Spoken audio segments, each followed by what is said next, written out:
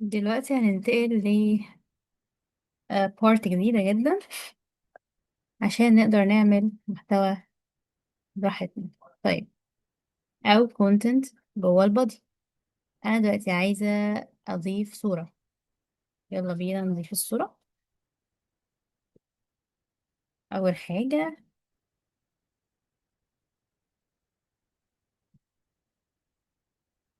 عندي حاجة اسمها image tag.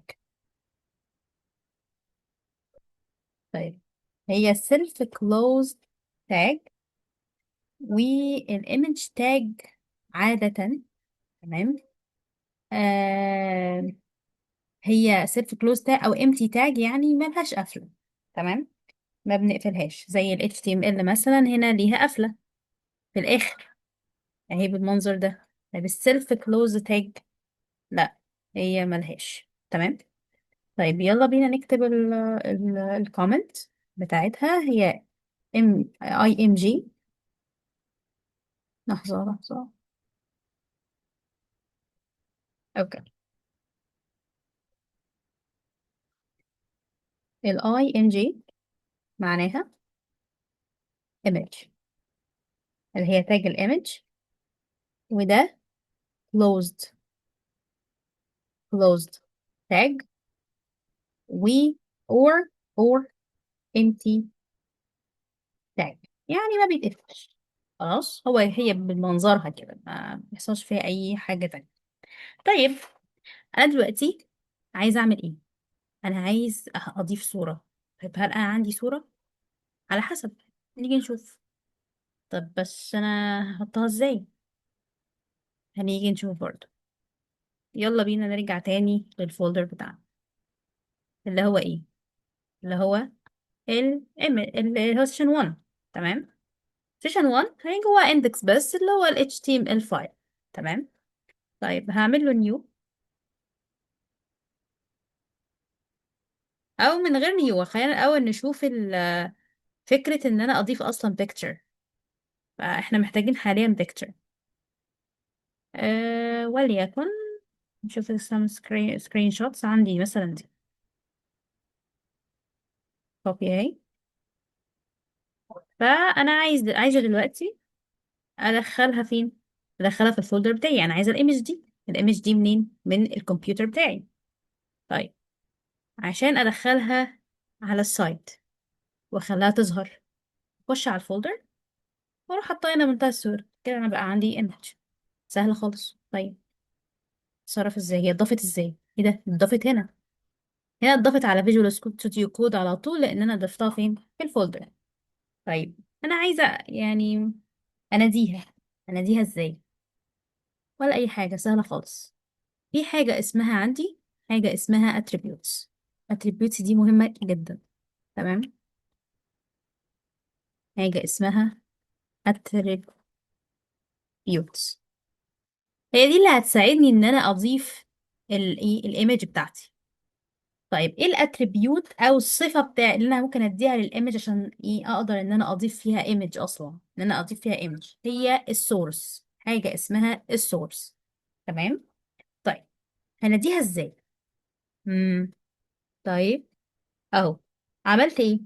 هنا انا ما ده رجعتش ولا حاجه. هما اتنين في نفس الليفل، اللي سواء كان الفايل بتاع ال HTML او البيكتشر بتاعتي. هو الاتنين في نفس الليفل، عشان كده قلت ايه؟ دوت سلاش. دوت سلاش. اقدر اعمل ايه؟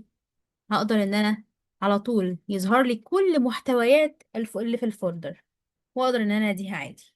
طيب انا عايزه اشوف الصوره. هي فين الصوره؟ هقول له على طول اهي ظهرت. ايه ده؟ دي موجوده. بالظبط، هي موجوده. ليه؟ لان انا ندهت لها عادي. عملت لها كولينج من الجهاز بتاعي. ده اهم حاجه تتضاف فين؟ في نفس الفولدر، وتكون مقريه تمام من قبل ايه؟ الفايل بتاع ال HTML. ليه بقى؟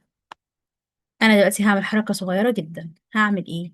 هضيف نيو فولدر وهسميه images. انا دلوقتي بقى عندي ايه؟ فولدر واسمه images. هحط فيه السكرين شوت بتاعتي، وهموف جوه فولدر الايمجز. هموف في البيكتشر او الايمج اللي انا عملت لها ايه، عملتها كولينج او ناديتها دلوقتي. طيب نيجي نشوف كده ايه اللي حصل لما نعمل ريفرش.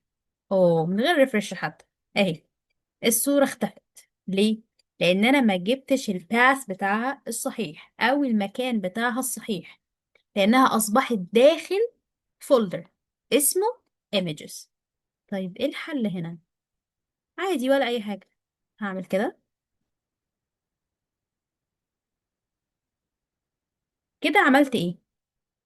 كده ال picture او الايمج وال HTML فايل مش في نفس الليفل في الفولدر. بالعكس، ده اصبح ان الصورة جوه فولدر وبره الفايل بتاع ال HTML. هو ده اللي خلاني عملت ايه. اول دوت وسلاش هيديني ايه؟ فولدر الايمج والاندكس بتاع ال HTML اللي هو الفايل HTML. طب انا عايزه الصوره اعمل ايه؟ هدوس على images على طول، هيديني ايه؟ يرجع يخش جوه الفولدر نفسه.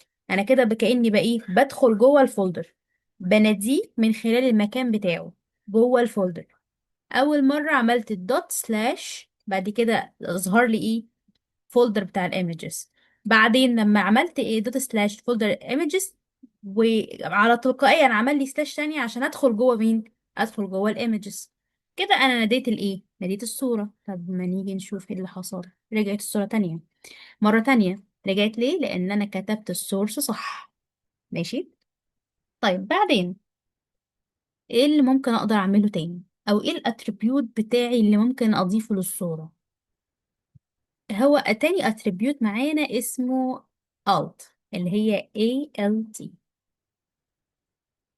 فايدة الالت هي description عن الصورة. طب بتفيد في ايه؟ اول استخدام لالت هي ان مثلا حد كفيف ممكن في السكرين ريدر يقدر ان هو يقرأ له الصفحة. وقتها مش هيشوف الصورة، وقتها هيقرأ له الديسكريبشن بتاعي او الكلمة اللي انا كتبتها له في كلمة alt وانا ببرمج. تمام. فعشان كده هي مهمة جدا جدا جدا ولازم تتكتب. مثلا انا هسميها learning picture مثلا، او learning image مثلا.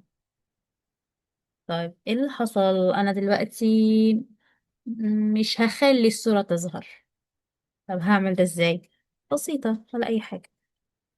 هعمل كده دوت سلاش سكرين شوت خلاص، سكرين شوت خلاص، اللي هي بتاعت الايمج، اسم الايمج نفسها اللي على جهازي.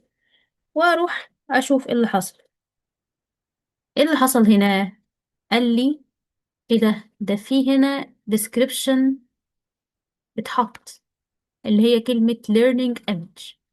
طيب كلمة learning image جت منين؟ جت من خلالي أنا اللي كتبتها بإيه؟ كتبتها بألت. تمام؟ بس خلاص، منتهى البساطة جدا. احنا كده فهمنا ليه لازم نحط أصلا ألت، ماشي، للإيمج.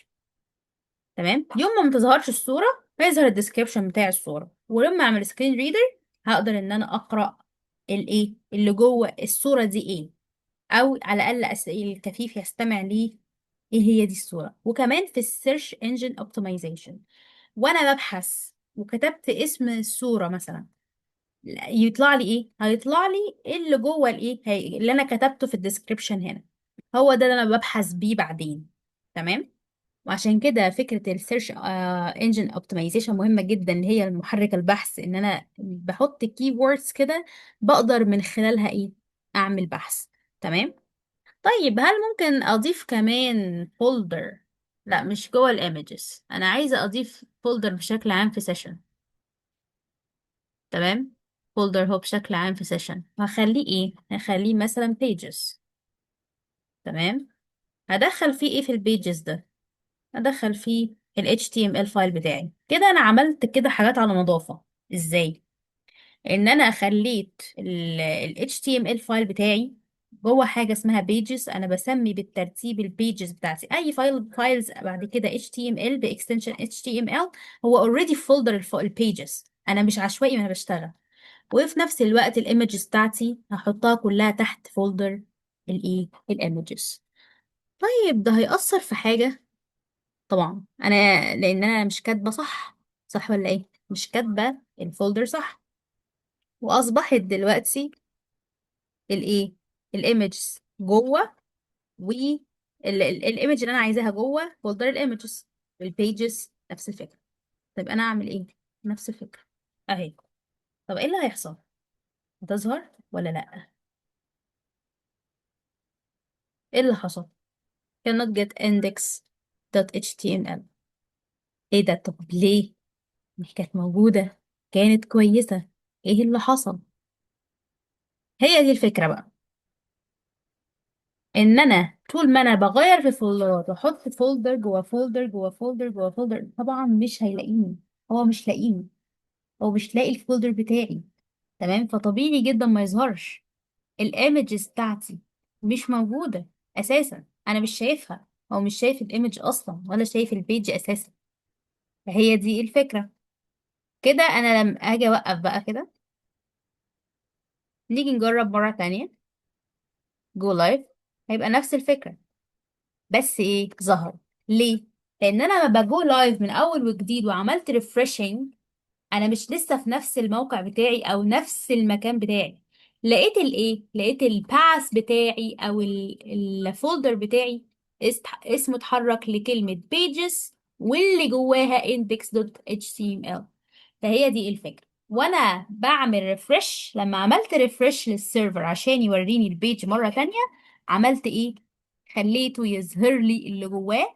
بس هنا لما جه يعني جه عمل وعمل لايف للسيرفر او عشان يوريني البيج بتاعتي، ورهاني في بالايه، بالمكان بتاعها الصحيح اللي هو جوه فولدر البيجز. في نفس الوقت انا عشان عملت الباث الصحيح بتاع الايمجز من خلال التو دوتس سلاش، ان انا كده برجع خطوتين لورا، ماشي، او بدخل خطوتين لجوه الفولدر عشان اقدر اعمل ايه، اقدر ابحث عن الايمج بتاعتي واطلعها من جوه فولدر الايمجز.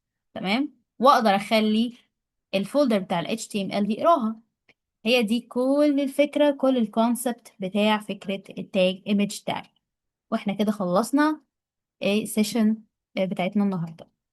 كانت معاكم باشمهندسة سارة عثمان، وأتمنى تشوفوا الفيديوز اللي قبل كده واللي بعد كده عشان نكمل بالترتيب ونعمل إن شاء الله أضخم وأكبر البروجيكتس مع بعض.